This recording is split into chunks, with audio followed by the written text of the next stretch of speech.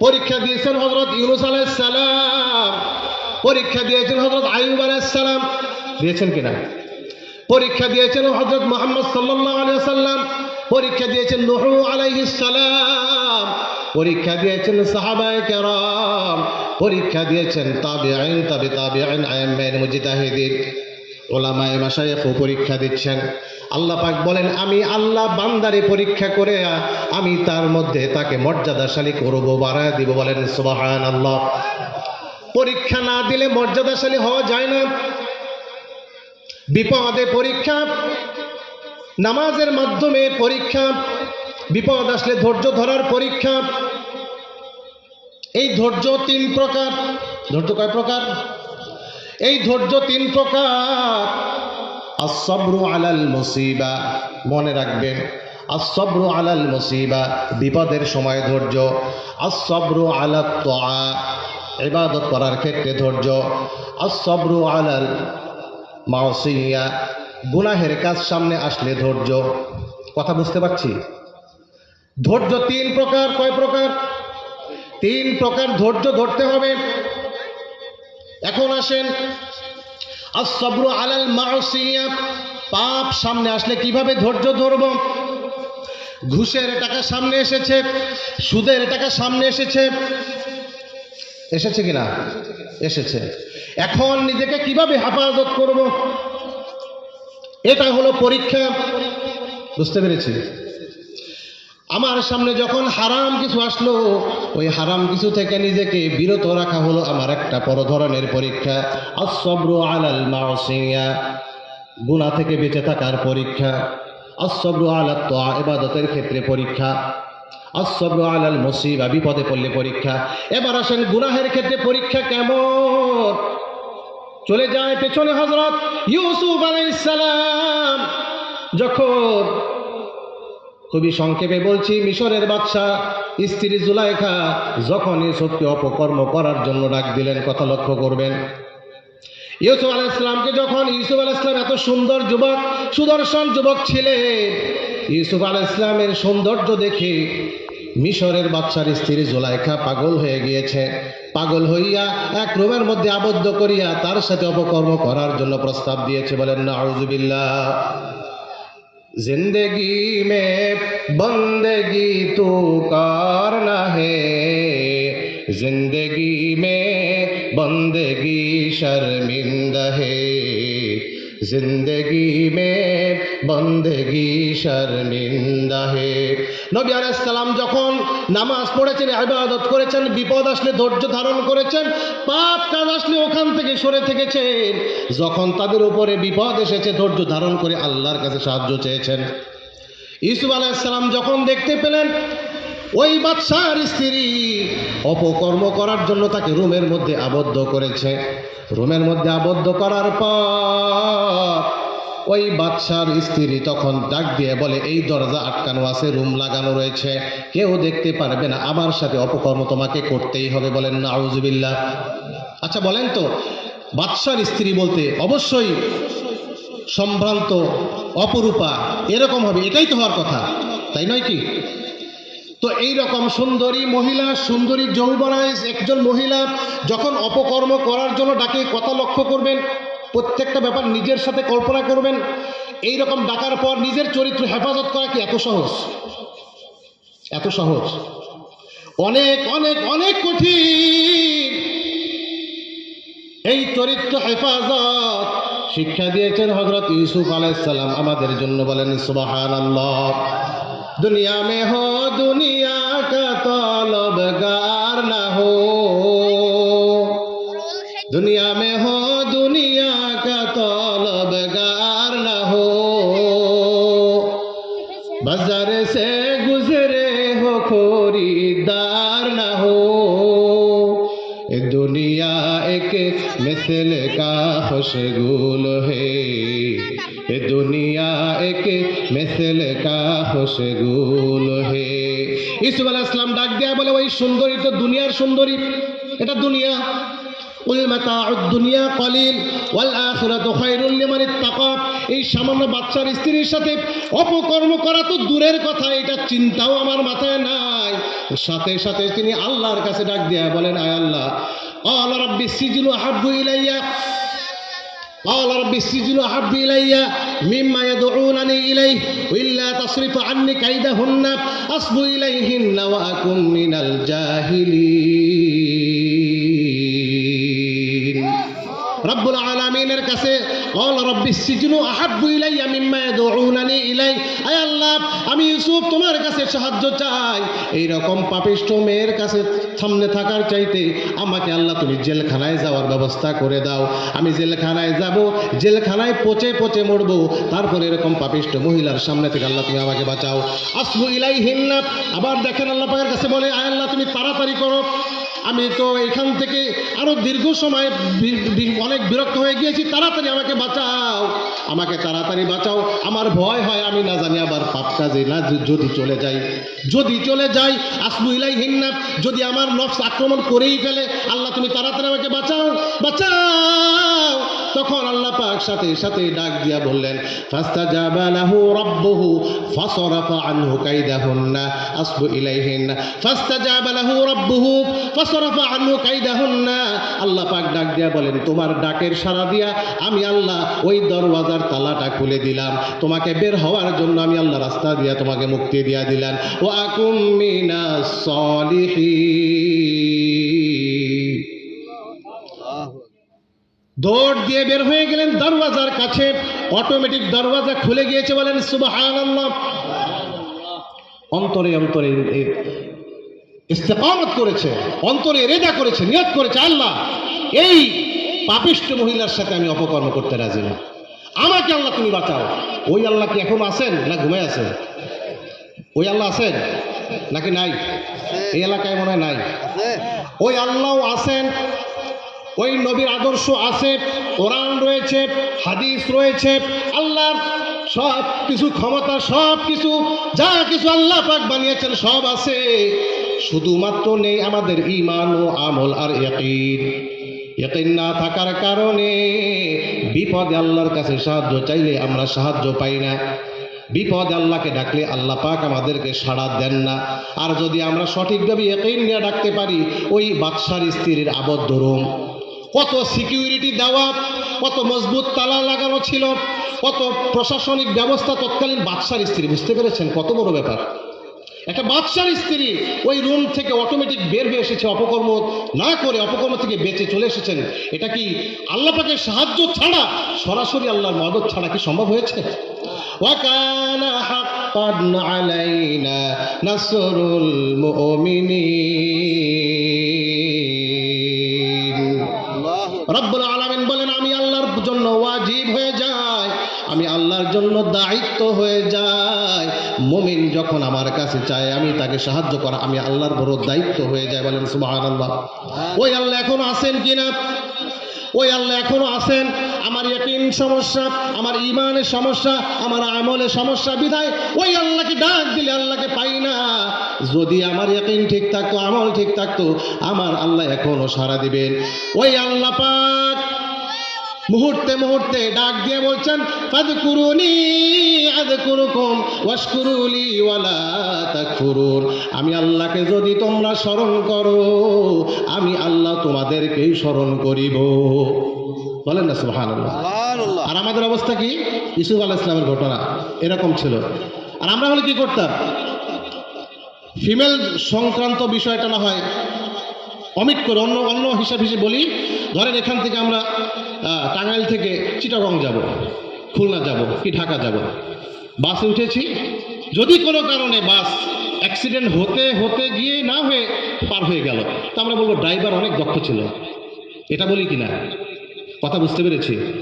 ধরেন স্টিমার লঞ্চে উঠেছি, অনেক বড় ধরনের জলোচ্ছ্বাস হয়েছে, ঘূর্ণিঝড় হয়েছে, জাহাজ একদম এদিক একবার এদিক, হাবুডুবু খাবে এমন অবস্থা, হঠাৎ করে ঝড় থেমে গেল, আস্তে আস্তে কিনারে উঠলো। আমরা কি বলি?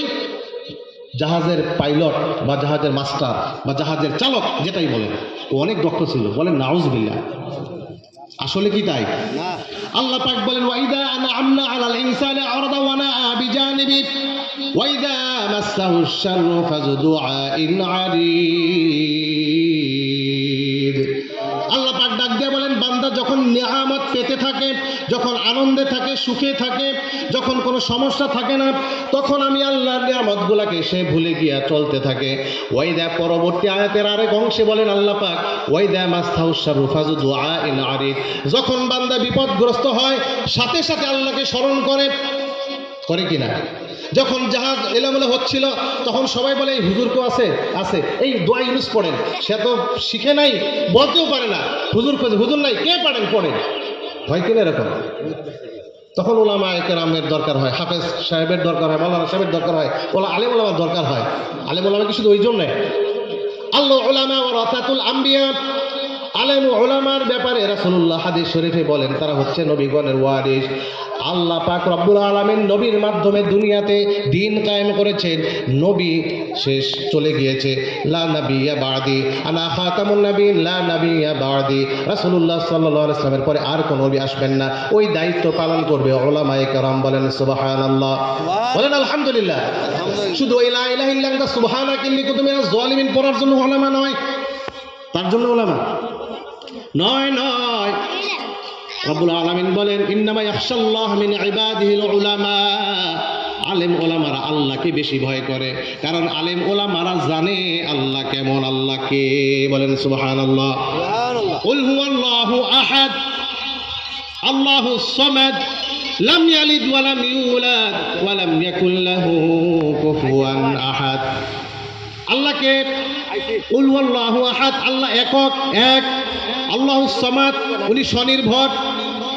লাম ইয়ালিদ ওয়া লাম ইউলাদ, যিনি কাউকে জন্ম দেন নাই, ওনাকেও কেউ জন্ম দেন নাই। ওয়া লাম ইয়াকুল লাহু কুফুয়ান আহাদ, সেই আল্লাহর সমকক্ষ কেউ নাই। বলেন সুবহানাল্লাহ। লাম ইয়ালিদ লাম ইউলাদ উলাইকাস, লাম ইয়ালিদ লাম ইউলাদ উলাইকাস, ওয়ালিদু মাউলুদরা ও খালিকাস। আল্লাহ পাক বলেন আমি আল্লাহই স্বনির্ভর, আমি আল্লাহই তোমাকে বাঁচিয়েছি, আমি আল্লাহই তোমাকে বিপদ দিয়ে বিপদ থেকে মুক্ত করেছি। আমি আল্লাহর উপর ভরসা করে, আমি আল্লাহর উপরেই তোমরা ধৈর্য ধারণ করো, আমি আল্লাহর কাছেই তোমরা মুক্তি চাও। বলেন সুবহানাল্লাহ। ইউসুফ আলাইহিস সালামের সেই প্রধানমন্ত্রীর বাসভবন থেকে কেমন করে বের হয়ে আসলেন? কোনো সিকিউরিটি নাই, নিরাপত্তা নাই, র্যাপিড অ্যাকশন ব্যাটালিয়ন নাই, সেনাবাহিনী নাই, পুলিশ নাই, কিছুই নাই। সব কিছুকে উপেক্ষা করে দরওয়াজা থেকে বের হয়ে চলে আসলেন। এত বড় ক্ষমতাওয়ালা প্রধানমন্ত্রী, এই ক্ষমতাওয়ালা প্রধানমন্ত্রীর এই যে স্ত্রী অপকর্ম করতে চাইলো, আল্লাহ পাক বলেন আমার নবীকে আমি গুনাহ থেকে বাঁচাবো, তোর প্রধানমন্ত্রীর তো আমার এখানে দেখার কোনো সময় নাই। বলেন সুবহানাল্লাহ। তুমি দেশের প্রধানমন্ত্রী হয়েছ, এত বাহাদুরি, তুমি জাতিসংঘের মহাসচিব হয়েছ, এত বাহাদুরি, অথচ আল্লাহ বলেন সারা দুনিয়া আমি আল্লাহ সৃষ্টি করেছি, আমি আল্লাহ চাইলে মুহূর্তের মধ্যে তোমাকে জীবন সন্ন্যাসার করে দিতে পারি, জীবন ধ্বংস করে দিতে পারি। এসেছিল করোনা ভাইরাস, যেটা চোখে দেখা যায় না, অথচ ভাইরাসকে দেখে মানুষ এমন ভয় পেয়েছে, পুলিশ আর্মি বিডিআর দিয়া পিটাইয়া জনগণকে খালি বলছে ঘরের ভিতর যা, ঘরের ভেতর, রাস্তায় থাকা যাবে না। হয়েছিল কিনা 2020 সালে? ওই ভাইরাস কি খালি চোখে দেখা গিয়েছিল? দেখা যায় নাই। আল্লাহ পাক বলেন কুল কুল্লুম মিন ইনদিল্লাহ, যা হয় যা আমার তরফ থেকেই হয়। এ সমস্ত বিপদ আপদ বিমা কাসাবাত আইদিন নাস ফিল বাররি ওয়াল বাহর, ظهر الفساد في البر والبحر بما كسبت أيدي الناس ليذيقهم بعض الذي عملوا لعلهم يرجعون। এই সমস্ত বিপদ আপদ আসে তোমাদের পাপের কারণে, এগুলা তোমাদের হাতের কামাই। বলেন নাউযুবিল্লাহ। এই জন্য আল্লাহ পাক বলছেন আমি আল্লাহ পাকের কে স্মরণ করলে আমি আল্লাহ উদ্ধার করব, সেটা বিপদ থেকে উদ্ধার করব। ধৈর্য 3 প্রকার, কথা ছিল কোথায়? ধৈর্য 3 প্রকার। 1 নাম্বার ধৈর্য হলো পাপ কাজ থেকে বিরত থাকতে হবে, আস-সাবরু আনিল মাসিয়া। 2 নম্বর আস-সাবরু আলাত তাআ, ইবাদত বন্দেগীর মধ্যে ধৈর্য। 3 নম্বর আস-সাবরু আলাল মুসিবা, বিপদ আপদে ধৈর্য। ইউসুফ আলাইহিস সালাম পাপ সামনে এসেছে, অপকর্ম থেকে বেঁচে গেলেন একমাত্র তার অন্তরে ঈমানের জোর দ্বারা, তাকওয়া দ্বারা, ইয়াকিন দ্বারা, ধৈর্য দ্বারা। এ ছাড়া কোনোদিন সম্ভব হতো না। সম্ভব হতো?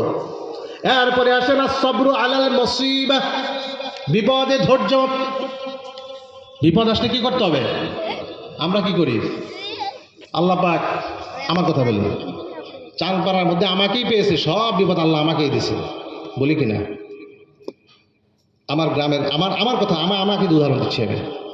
এই গ্রামে আমাকে আল্লাহ পাইলো, সব বিপদ আমাকে আল্লাহ দিল, বলে নাউজুবিল্লাহ। আমার ব্যক্তিগত আমার কথাই আমি বলছি। এটা আল্লাহ পাক বলছেন, যখন বিপদ আসবে, ওয়াসবির আলা মা আসাবাক ইন্না যালিকা মিন আজমিল উমুর, যখন তোমার উপর বিপদ আসবে, ইন্না যালিকা মিন আজমিল উমুর, বিপদ আসলে ধৈর্য ধারণ করবে, তুমি দৃঢ় থাকবে, এবং এটা অনেকটাই কঠিন কাজ। বলেন সুবহানাল্লাহ। আল্লাহ পাক কোরআনেই বলছেন, আল্লাহ পাকই বলছেন এটা কিন্তু কঠিন কাজ। অস্থির আলাম আসবাক, বিপদে ধৈর্য ধরো, ঠিক আছে, কিন্তু এটা অনেক কঠিন কাজ।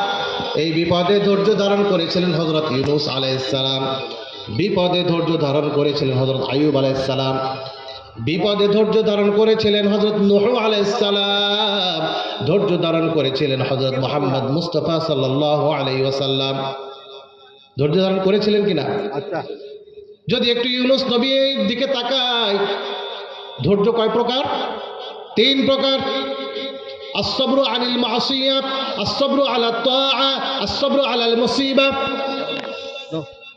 ইসলামের কাজ করার ক্ষেত্রে, ইবাদত করার ক্ষেত্রে ধৈর্য, বিপদ আসলে ধৈর্য, আর আরেকটা কি বললাম? গুনাহ থেকে ধৈর্য, যেটার এক্সাম্পল হিসেবে ইসমাঈল আলাইহিস সালামেরটা শোনা হয়ে গেল, তাই তো? এবার আসেন আসসাবরু আলাল মুসিবা, বিপদে ধৈর্য, ওইটা হলো গুনাহ থেকে ধৈর্য। পাপ কাজ সামনে এসেছে, পাপ থেকে নিজেকে হেফাজত করেছেন। হযরত ইউসুফ আলাইহিস সালামের বিষয়টা আমরা আলোচনা শেষ করলাম। এবার আসেন বিপদে ধৈর্য। বিপদে ধৈর্য উদাহরণ দিতে গেলে শত সহজ উদাহরণ রয়েছে, সিম্পল একটা বোঝানোর জন্য আমরা হিসাব করি, আমরা খেয়াল করি। ফালাউলা কানাত ক্বরিয়াতুন আমানাত ফানাফাআহা ঈমানুহা লাম্মা আমানু কাশাফনা আনহুম আযাবাল খিজি ফিল হায়াতিদ দুনিয়া ওয়া মাত্তা'নাহুম ইলা হিন।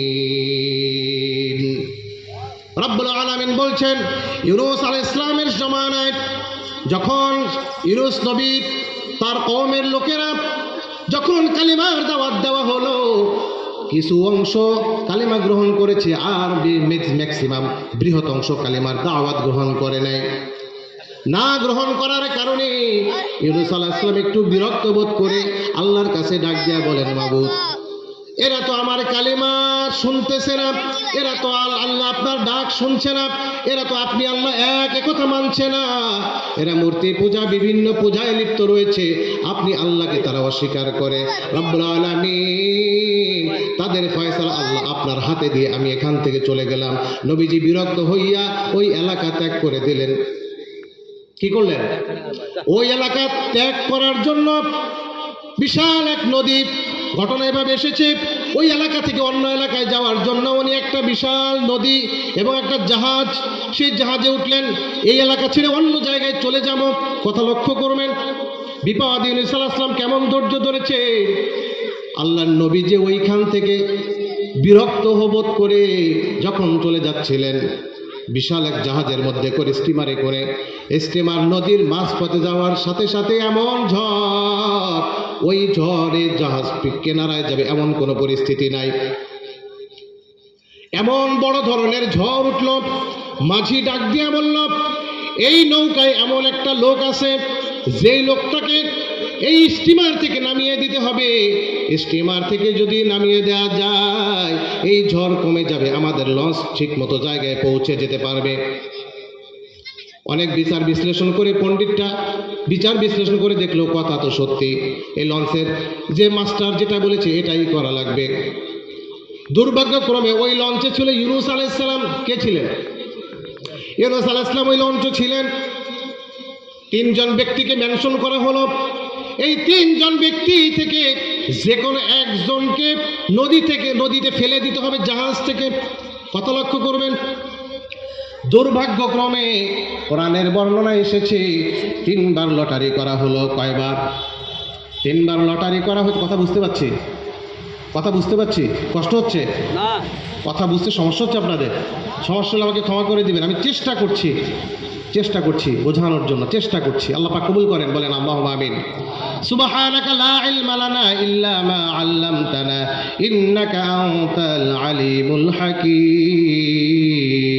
আয় আল্লাহ, তুমি এমন ইলম, এমন কথা আমাদের মধ্যে দাও যেটা নিয়ে কবর পর্যন্ত যেতে পারি, বলেন সুবহানাল্লাহ। রব্বুল আলামিনের নবী ইউনূস আলাইহিস সালাম লটারির মধ্যে যখন 3 বার লটারি করা হলো, 3 বারে ইউনূস আলাইহিস সালামের নাম উঠেছে। এখন ইউনূস সালামকে নৌকা থেকে অথবা সেই জাহাজ থেকে ফেলে দিতে হবে। ব্যাপারটা কেমন? এখন সকলের সম্মিলিত সিদ্ধান্ত, ইউনূস আলাইহিস সালাম নবী, সেটা ঠিক আছে, কিন্তু কিছু করার নাই। জাহাজকে বাঁচাইতে হইলে ইউনূস নবীকে জাহাজ থেকে ফেলে দিতেই হবে, অথবা তাকে নেমে পড়তে হবে। ইউনূস আলাইহিস সালাম কি করবেন? দিশকুল না পাইয়া সকলের সিদ্ধান্তে ওনাকে জাহাজ থেকে ফেলে দেওয়া হলো, বলেন আল্লাহু আকবার। ইউনূস আলাইহিস সালাম যখন নদীর মধ্যে পড়ে গেলেন, ওনাকে যখন ফেলে দেওয়া হলো, وإن يونس لمن المرسلين إذ أبق إلى الفلك المشحون فساهم فكان من المدحضين। আমার দয়ার মাওলা রে,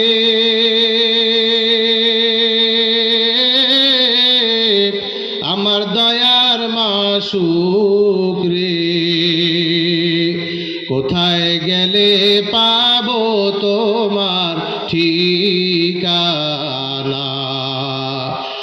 আমার দয়ার মাওলা রে,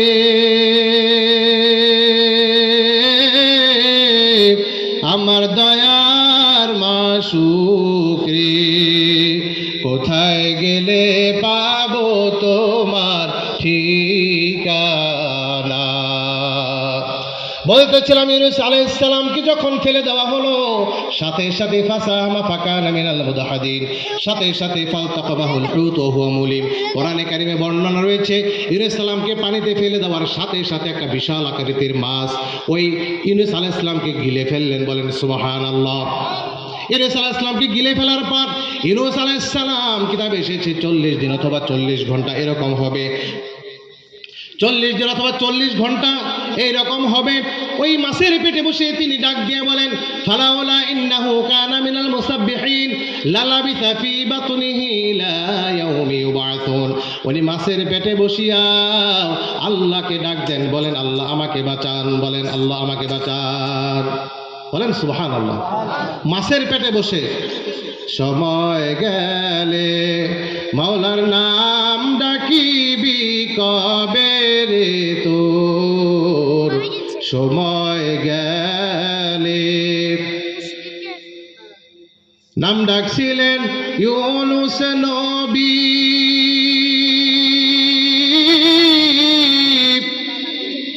পানির নিচে ডুবে থাকি,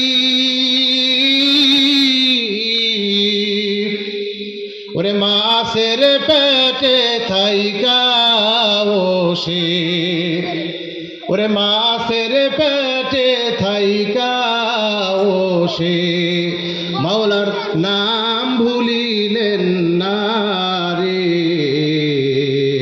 সময় গেলে ও তোর যৌবন ফুরাবে কাপন ধরবে, ঠিক কিনা? ও তোর যৌবন ফুরাবে কাপন ধরবে, সাদের এই অঙ্গেতে সময় গেলে, বলেন আল্লাহু আকবার। ইউনূস আলাইহিস সালাম মাছের পেটে যাইয়া আল্লাহকে ডাক দিয়া বলেন, আল্লাহ সুবহানাকা আল্লা ইলাহা ইল্লা আনতা সুবহানাকা ইন্নী কুনতু মিনাজ জালিমিন। दुनिया में हो दुनिया का तलबगार ना हो। ইউনূস নবী ডাক দিয়া বলে, এই দুনিয়ার এত বড় বিপদ আমি পড়েছি, সব কিছু বাদ আমি আল্লাহকেই স্মরণ করলাম। আমার আল্লাহ পরবর্তী আয়াতে বলেন, আমি ইউনূস আলাইহিস সালামের দোয়া কবুল করেছি। লালাবিসা ফি বাতনিহি ইলা ইয়াউমি ইউবআসুন, আমি চাইলে তাকে কিয়ামত পর্যন্ত মাছের পেটে রাখতে পারতাম, কিন্তু না, উনি ওখানে বসে যখন তওবা করে আমি আল্লাহর কাছে সাহায্য চেয়েছে, আমি আল্লাহ তাকে মাছটাকে এমন একটা তীরে উঠালাম, তীরে গিয়ে মাছ বমি করে দিয়েছে। বমি করার সাথে সাথে ইউনূস নবী বের হয়ে গিয়েছেন একেবারে সুস্থ অবস্থায়। বলেন সুবহানাল্লাহ। সব পারেন আল্লাহ পাক, সব কিছুই পারেন। ওই মাছের পেটে আল্লাহ পাক অক্সিজেন দিয়েছেন, আল্লাহ পাক বাঁচিয়ে রেখেছেন, সুস্থ রেখেছেন, সেটা যদি পারেন এখন আল্লাহ পারবেন না? সেই জন্য রব্বুল ইজ্জত ওয়াল জালাল আমাদেরকে, কথা শেষ করার আসলে সুযোগ নেই, আমাদের অনেক আরও গণ্যমান্য আলোচক রয়েছেন, আমি ক্ষুদ্র নগণ্য গোলাম, আলোচনা করার কোনো যোগ্যতা কোনো ক্ষমতা আমার নেই। আমাকে মুরব্বিয়ে আজম বলেছেন, তাই কথা বলার চেষ্টা করেছি। আমার কথায় আচরণে কোনো বিষয়ে যদি আপনারা কষ্ট পেয়ে থাকেন, আল্লাহর ওয়াস্তে ভাই মনে করে, ভাস্তে মনে করে, ছোট ভাই মনে করে, গুনাহগার বান্দা মনে করে আমাকে আল্লাহর ওয়াস্তে ক্ষমা করে দিবেন। পরবর্তী আলোচক চলে এসেছেন, এখন কথা বলা আমার জন্য বেআদবি হবে। আল্লাহ পাক যেন আমাদের সকলকে তাসদীক বিল জানাতে, করার বিল লিসান ওয়াল আমাল বিল আরকান কাজে পরিণত করে দুনিয়া থেকে চিরবিদায় নেওয়ার তৌফিক এনায়েত করেন বলি আল্লাহুম্মা আমিন। ওয়া আখির দাওয়ানা আনিল হামদুলিল্লাহি রাব্বিল আলামিন। আসসালামু আলাইকুম ওয়া রাহমাতুল্লাহি ওয়া বারাকাতুহু।